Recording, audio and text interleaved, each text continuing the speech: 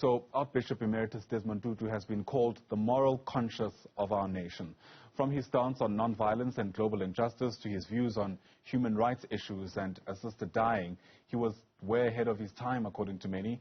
In 2008, he voiced his disappointment at what he saw as the South African government's lack of action on human rights issues in places like Zimbabwe, under the governance of late President Robert Mugabe. To talk to us about the Arch's contribution to the African continent, let's bring in now Nelson Chamisa, who's the leader of Zimbabwe's movement for democratic change. Mr. Chamisa joining us via our telephone line this morning. And sir, thank you very much indeed for making time.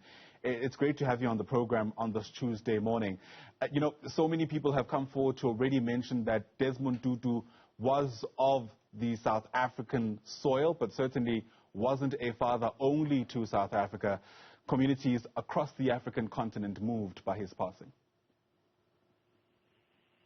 Indeed, Archbishop Tutu was such an instrumental voice of conscience, voice of justice, voice of human rights and democracy and freedom. But more fundamentally, he was there to stand for truth to power. He was able to, without fear or favor, continue to be the moral compass, the compass that would always encourage and invite our authorities to understand that there is need to respect the rights of the people, not just in South Africa during the apartheid struggle, but also in Zimbabwe, under very difficult circumstances we've been going through. Archbishop Tutu remained very, very consistent, and of course, he remains an inspiration for many of us who are fighting for justice on the African continent. He was an individual who called it like it is, and so I guess it comes as no surprise that he was also very critical of the South African government for not doing enough to speak out against some of the injustices being perpetrated under the leadership of the now late Robert Mugabe in Zimbabwe. I mean, even just that kind of approach to regional issues will be a big part of his legacy. Oh, definitely. That's why I said that he said things without fear or favor. But more importantly, when most of the people have an approach to bury their head in the sand, an ostrich approach, Archbishop Tutu did not. There's always this blind solidarity of African brothers to fellow African brothers, even when they are crossing the line. But Archbishop Tutu continued to really call a spade and say things there are. And that continues to be an inspiration to a lot of us who are younger, but not only just those who are younger. This should be an inspiration also to the continent and beyond, to always make sure that we call out the problem for what it is.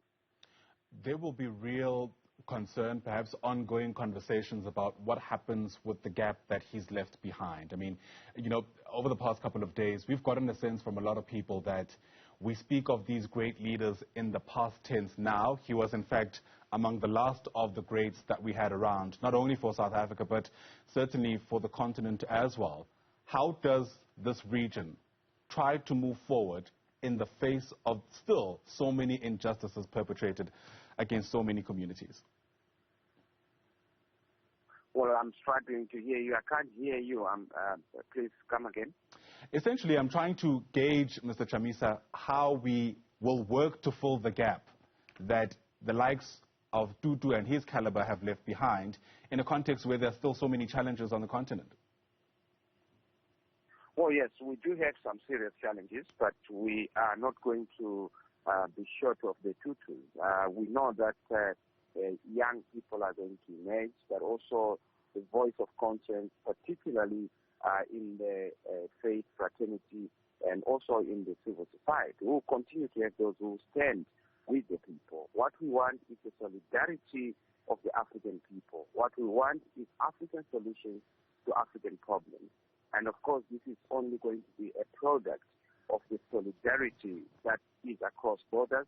We have seen what COSATU has been doing. We have seen other progressive movements within the region, and we want to continue to see the trade union movement leading in that front, also the church movement leading in that front, and broader civil society.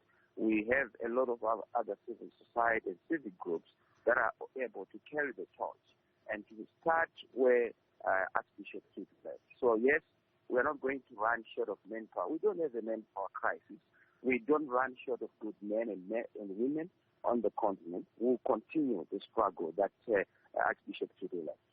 Is the MDC worried with the Archbishop's passing that there are no longer any high-profile individuals within South Africa who you know you can rely on to speak out in unequivocal terms about the injustices being committed in Zimbabwe?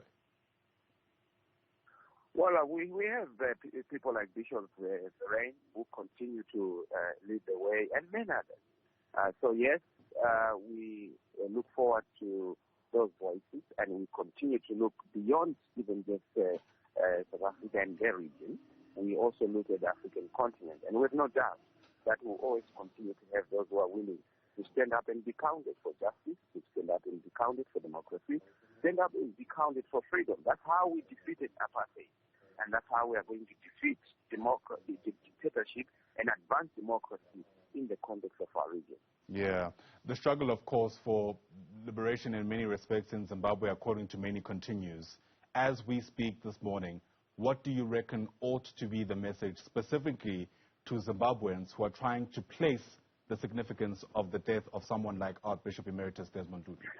I'm so sorry. Now I'm really struggling. I can't hear you, sir. I'm so sorry. All right. Before I let you go then, because it seems that we're having a problem with our line, essentially I'm trying to gauge from you what you reckon should be the message, especially to people in Zimbabwe, following the death of Archbishop Desmond Tutu. Well, the struggle continues. Of course, we have our Archbishop, who was the doyen of democracy, who stood, up for justice, and who showed us the way. What we need to do is to continue to fight for democracy, particularly in the context of Zimbabwe. What we need now is a return to rule of law, a return to legitimacy, and a return to democracy. That fight is not a small fight. It requires every effort. Of course, the solidarity of our African brothers and sisters is important, but we will also have to do our bit as Zimbabweans, make sure that there's stability, there's progress, there's democracy, there's rule of law, there's free and fair elections, and there's a credible and legitimate government in Zimbabwe. So that continues to be our fight, and that fight is not in vain. We will succeed. Victory settled. Nelson Chamisa is the leader of the opposition MDC in Zimbabwe. Sir, thanks very much indeed for your time.